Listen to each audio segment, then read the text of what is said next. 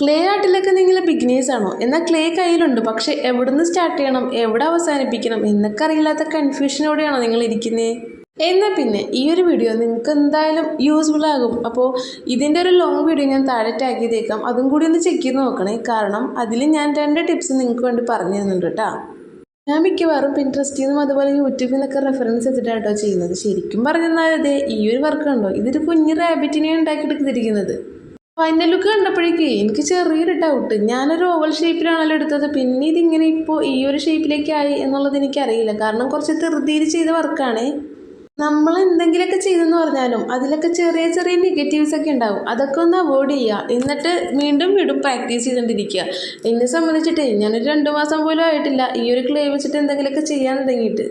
കുട്ടിക്കാലത്ത് പോലും ഗൈസ് ഈ ഒരു സംഭവം ഞാൻ കൈകൊണ്ട് പോലും തൊട്ടിട്ടില്ല. അപ്പോൾ ഇങ്ങനെയൊക്കെ എടുക്കാൻ പറ്റുന്നുണ്ടെങ്കിൽ നിങ്ങൾക്കും പറ്റുമെന്നേ. അപ്പോൾ ഇഷ്ടപ്പെട്ട ആ വീഡിയോ ലൈക്ക് ചെയ്യാനും സബ്സ്ക്രൈബ് ചെയ്യാനും കമൻറ്റ് ചെയ്യാനും ഒന്നും മറക്കരുത്.